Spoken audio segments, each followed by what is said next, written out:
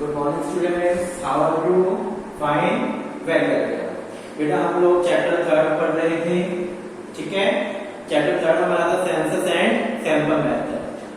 कल हम लोगों ने सैंपल मेथड की कुछ टेक्निक्स पढ़ी थी। 3 मेथड्स हमने कल पढ़े थे। सैंपल मेथड्स कौन कौन से पढ़े थे हम लोगों ने कल?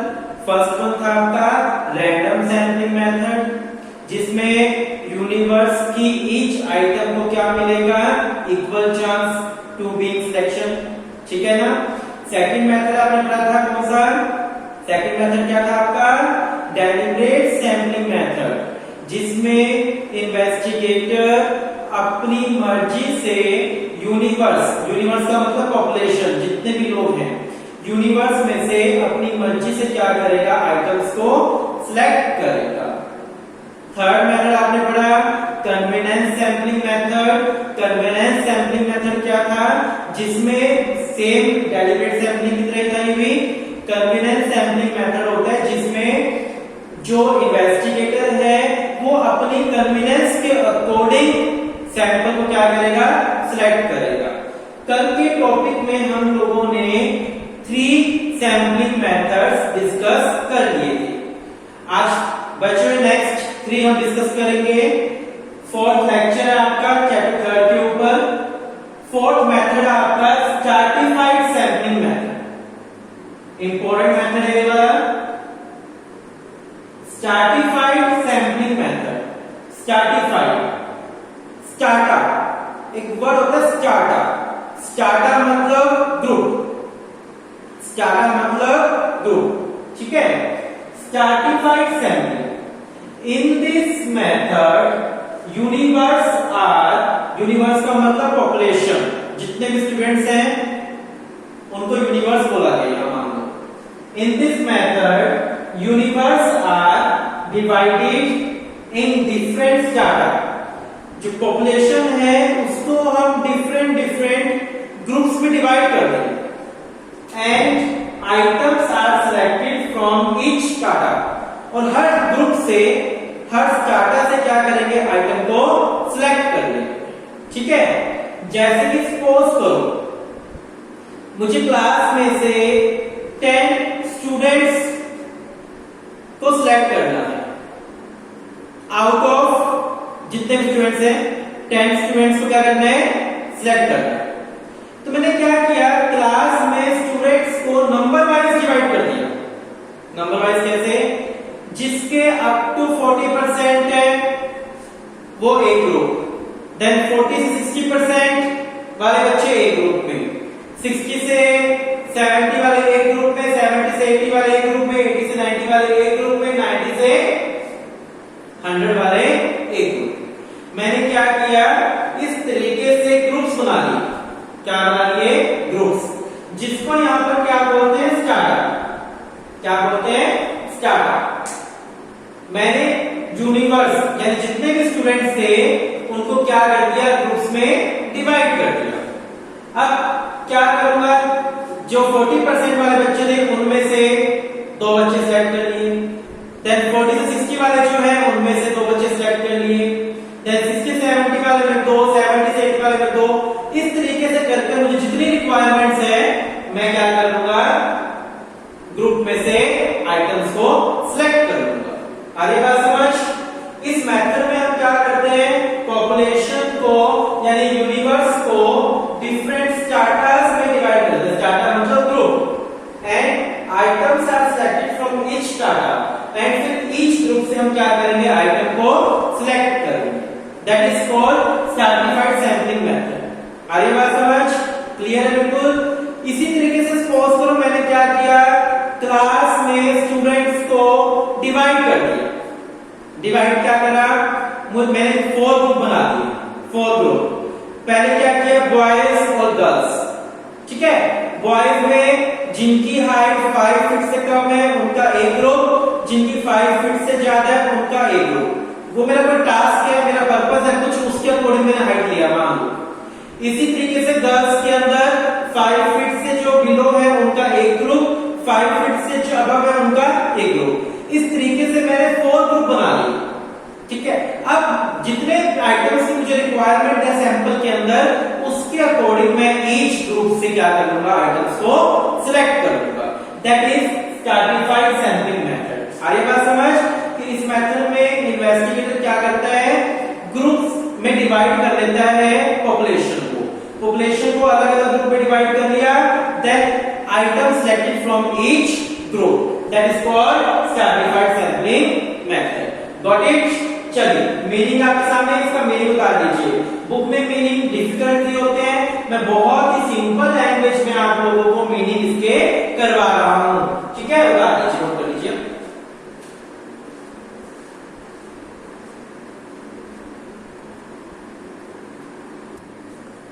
चलिए देखिए बेटा, आपने मेथड का मीनिंग समझ लिया, स्ट्रैटिफाइड सैंपलिंग मेथड का मीनिंग समझ लिया अच्छे से कि हम इसमें क्या करते हैं, पॉपुलेशन को डिफरेंट ग्रुप्स में डिवाइड करेंगे एंड देन ईच ग्रुप से क्या करेंगे, आइटम सिलेक्ट। नेक्स्ट देखिए मेरिट्स, ठीक है? इस मेथड के merits, each item get equal chance to be selected. इस मेथड के अंदर हर आइटम को इक्वल चांस दिया जा रहा है।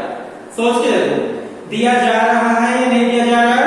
दिया जा रहा है, क्योंकि हर आइटम को ग्रुप में डाला जा रहा है, हर आइटम को किसी न किसी ग्रुप में डाला जा रहा है, यानी इस मेथड के अंदर हर आइटम को क्या मिल रहा है, इक्वल चांस, ठीक है, सिलेक्शन होने के लिए।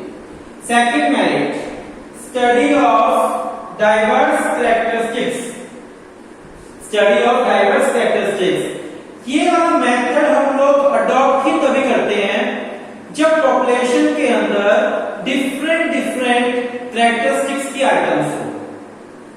नेचुरल सी बात है, ये वाला मेथड हम यूज ही तब करेंगे जब पॉपुलेशन के अंदर डिफरेंट नेचर की आइटम्स हो, तभी हम उनके नेचर के बेस पर, यानी एक कैरेक्टरिस्टिक्स के बेस पर उनको अलग अलग करेंगे।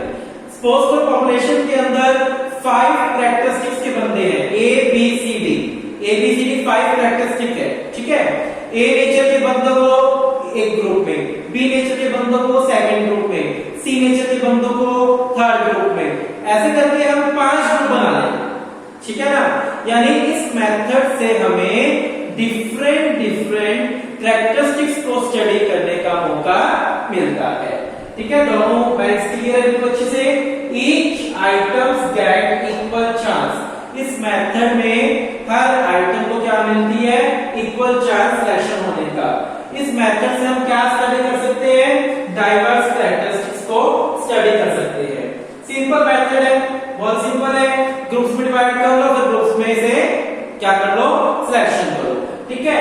सिंपल वाला मेथड वाला मैं तो हर किसी में याद रखता हूं, ठीक है? कि ये मेथड क्या है, अपने आप में सिंपल है। तीनों मेरिट्स क्लियर अच्छे से, बहुत इजी है तीनों मेरिट्स, पढ़िए। देखिए बेटा, डीमेरिट्स देखिए, सैंपलिंग मेथड की demerits. This method suitable when there is a complete knowledge about diverse characteristics. अभी जैसा हमने पढ़ा कि ये वाला मेथड हम यूज ही तब करते हैं जब हमारे पास डाइवर्स नेचर की आइटम हो, लेकिन उनको ग्रुप्स में डिवाइड भी हम लोग तभी कर सकते हैं जब हमें सभी डाइवर्स कैरेक्टरिस्टिक्स के बारे में फुली नॉलेज हो। अगर हमें डाइवर्स कैरेक्टरिस्टिक्स के बारे में फुली नॉलेज नहीं है तो ये मेथड भी सुटेबल नहीं होगा। So this method suitable when there is a complete knowledge about diverse characteristics. अगर हमें डाइवर्स कैरेक्टरिस्टिक्स के बारे में नॉलेज नहीं है तो हम उन्हें प्रॉपर ग्रुप्स में डिवाइड नहीं कर पाएंगे and this method become unsuccessful in that case. So this is the first demerits of stratified sampling method कि expert have full knowledge regarding the diverse characteristics. Second demerit, when size of population is small this method become difficult। अगर population का size बहुत छोटा है, small है, number of items small है, तो उन्हें ग्रुप्स में डिवाइड करना बहुत डिफिकल्ट होगा। जहां लार्ज आइटम्स होंगी तभी ग्रुप्स में डिवाइड हो सकती है, जहां आइटम्स ही मान लो 10 है, 10 ही बंदे हैं, उन्हें क्या ग्रुप्स में डिवाइड करेंगे, ठीक है। जहां size of population is small, this method become difficult, वहां ये मेथड क्या रहेगा, डिफिकल्ट रहेगा। सो क्लियर आपको स्ट्रैटिफाइड सैंपलिंग मेथड क्लियर है। स्ट्रैटिफाइड सैंपलिंग मेथड क्या होता है, जिसमें हम पॉपुलेशन को क्या करेंगे, डिफरेंट डिफरेंट ग्रुप्स में डिवाइड करेंगे, then from item select from each group. Maths आपने पढ़ ली कि इसके फायदे क्या होंगे, ये सिंपल मेथड है, इसमें हमें अलग अलग प्रैक्टिस को जानने का मौका मिलेगा, ठीक है ना। और एक और क्या था इसके अंदर कि वहां पर हम लोग क्या कर सकते हैं, इजीनेस। डीमेरिट्स क्या है, this method favour where there is a complete knowledge about diverse characteristics. इसकी डीमेरिट क्या है, ये मेथड तभी पॉसिबल है जब हमें डाइवर्स कैरेक्टरिस्टिक्स का पता हो एंड जहां पॉपुलेशन साइज क्या हो, स्मॉल। बात आ गई समझ। स्ट्रैटिफाइड सैंपलिंग मेथड कंप्लीट हो गया। चलिए नेक्स्ट मेथड पढ़ते हैं, ये इतना नोट कर लीजिए।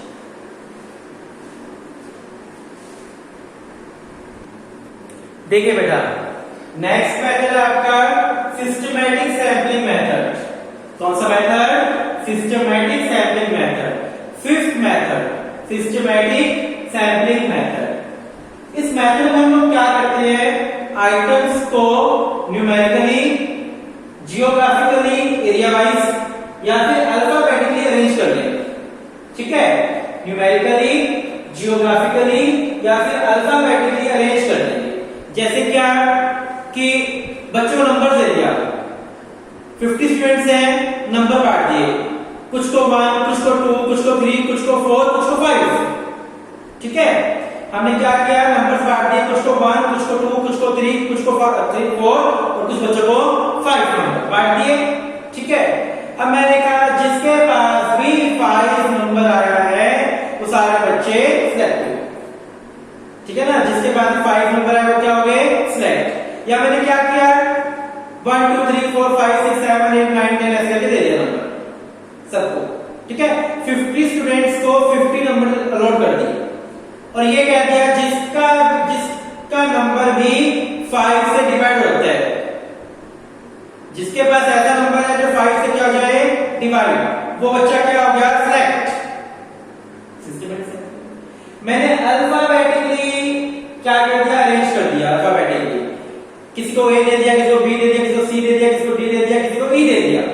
मैंने 5 अल्फाबेट्स ले लिए और 5 अल्फाबेट्स बच्चों को बांट दिए, कुछ को ए, कुछ को बी, कुछ को सी, कुछ को डी और कुछ को ई बांट दिए। और ये कहा जिसके पास भी ई नंबर आया है वो सारे बच्चे क्या हो गए, सिलेक्ट हो गए। आगे बात समझ यहां पर। तो इस मेथड में हम क्या करते हैं, पॉपुलेशन को न्यूमेरिकली, जियोग्राफिकली, एरिया वाइज या फिर अल्फाबेटिकली अरेंज कर लेंगे। कुछ कुछ मेथड ग्रुप जैसे ही है, ग्रुपिंग जैसे ही है, स्ट्रैटिफाइड जैसे ही है। Then items are selected. सबसे पहले हमने क्या किया, आइटम्स को न्यूमेरिकली, अल्फाबेटिकली और जियोग्राफिकली अरेंज कर दिया। देन आइटम्स को क्या किया, सिलेक्ट कर दिया। That is called systematic sampling method. आगे बात समझ। एग्जांपल से मैंने आपको समझा दिया सिस्टमैटिक सैंपलिंग क्या होता है। इसमें हम डाटा को क्या करेंगे, हम इसमें क्या करेंगे, आइटम्स को क्या करेंगे, पॉपुलेशन के आइटम्स को अरेंज कर देंगे numerically, geographically, alphabetically. Then items are selected. मैंने आपको एग्जांपल दे दिए, एग्जांपल से आप समझ जाना इस चीज को। क्लियर है, फटाफट मीनिंग देखिए इसका। According to this method items of population are numerically, geographically, alphabetically arrange, then items are selected. देखिए बेटा, इस मेथड के, सिस्टमैटिक मेथड के merits and demerits. First merits, simple method है, ठीक है। ये मेथड बहुत ही सिंपल तरीका है। इस मेथड से बहुत सिंपली हम क्या कर सकते हैं, आइटम्स को सिलेक्ट, सिंपल मेथड है। Each item get equal chance. इस मेथड की सेकंड मेरिट कहती है, इस मेथड से हर आइटम को क्या मिल रहा है, इक्वल चांस मिल रहा है सिलेक्ट होने का, ठीक है। सिंपल मेथड है, each item get equal chance for being selection. इस मेथड से हर आइटम को क्या मिल रहा है, सिलेक्ट होने का इक्वल चांस। दोनों मेरिट्स क्लियर है बिल्कुल। ये मेरिट क्या कहती है, सिंपल है बिल्कुल मेथड। इस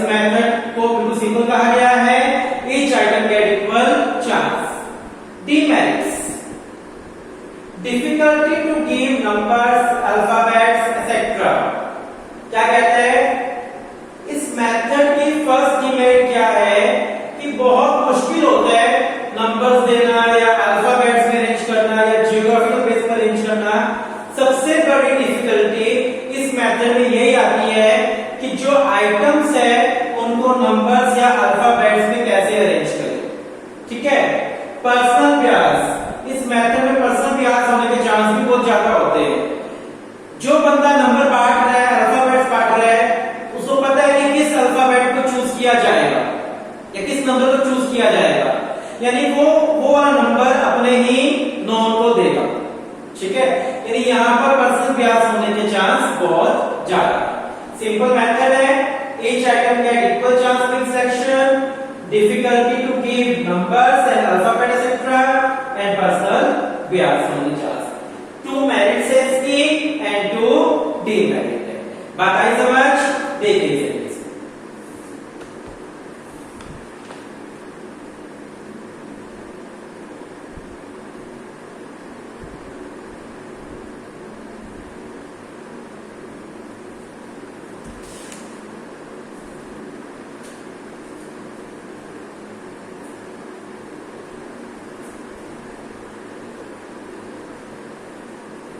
देखिए बेटा, लास्ट मेथड क्योटा सैंपलिंग। ये वाला मेथड आपको इतना खास करने की जरूरत नहीं है, बुक में दिया हुआ समझ लो, क्योंकि ये वाला मेथड क्योटा सैंपलिंग, कौन सा मेथड आपका ये? Kyoto sampling method. ठीक है, ये मेथड जो है ये आपको सिर्फ जस्ट बुक में दिया हुआ है तो पढ़ना पड़ेगा, बाकी ये मेथड सेम आपका डेलिब्रेट सैंपलिंग वाला ही है। In this method items are divided into different classes. Quota sampling, items are divided into different classes. इस मेथड में हम क्या करते हैं, आइटम्स को डिवाइड कर देते हैं। आइटम्स को क्या करते हैं? डिवाइड, अलग अलग क्लास के अंदर। जैसे वहां हमने ग्रुप्स बोला था, स्ट्रैटिफाइड सैंपलिंग में ग्रुप्स बोल दिया था, यहां क्लास बोल देते हैं। In this method items are divided into different classes. अलग अलग क्लास में आइटम को डिवाइड कर देंगे, देन आइटम्स को सिलेक्ट करेंगे फ्रॉम ईच क्लास। तो डिट्टो ये वाला मेथड आपका स्ट्रैटिफाइड सैंपलिंग मेथड ही है। वहां ग्रुप्स पर बोल दिया था, बस यहाँ क्लास में बोल दिया, क्लास में जब ना ए क्लास, बी क्लास, सी क्लास, डी क्लास, ए ग्रुप, बी ग्रुप। तो यहाँ पर क्या किया, आइटम्स को हमने डिवाइड कर दिया अलग अलग क्लास में, देन हर क्लास से क्या करेंगे, आइटम को सिलेक्ट करेंगे। इसका नाम आप ध्यान रखो, इसकी मेरिट डिमेरिट्स कुछ भी नहीं है यहाँ करने के लिए, क्योंकि ये मेथड सेम आपका सैंपलिंग स्ट्रैटिफाइड सैंपलिंग मेथड ही होता है। ठीक है बेटा, आपके 6 के 6 मेथड कंप्लीट हो चुके हैं। सैंपलिंग मेथड, प्रोपोजिट सैंपलिंग मेथड हो चुका आपका रैंडम सैंपलिंग मेथड हो चुका, स्ट्रैटिफाइड हो चुका, सिस्टमैटिक हो चुका, कन्वीनियंस हो चुका एंड क्योटा सैंपलिंग मेथड। आपने 6 मेथड सैंपलिंग के पढ़े, इसमें से 3 मेथड ही आपके आने के चांस होते हैं, एक स्ट्रैटिफाइड सैंपलिंग मेथड, एक रैंडम सैंपलिंग मेथड और एक आपका कौन सा, प्रोपोजिट यानी डेलिब्रेट सैंपलिंग मेथड रहता है। ये तीनों मेथड ही आपके इंपॉर्टेंट रहते हैं। ठीक है, एक मिनट देखिए आप, देखिए बेटा, इस चैप्टर का लास्ट टॉपिक, फिर आपका चैप्टर 3 क्या हो जाएगा, फिनिश हो जाएगा। सेंसस एंड सैंपल मेथड में difference, census and sample method में डिफरेंस। फर्स्ट डिफरेंस है कॉस्ट। कॉस्ट किसकी ज्यादा होगी, क्या लगता है आपको, सेंसस या सैंपल की? एक बार मीनिंग माइंड में याद कर लेना, सेंसस में हम हर आइटम को कवर करेंगे, सैंपल में हर आइटम को कवर नहीं करते। ठीक है, कॉस्ट किसकी ज्यादा होगी, सेंसस या सैंपल की? सेंसस मेथड की कॉस्ट हाई होगी, क्योंकि इसमें हर आइटम को कवर कर रहे हैं, इसमें हर आइटम को कवर नहीं कर रहे। सो सेंसस की कॉस्ट हाई होगी, सैंपल की कॉस्ट लो होगी।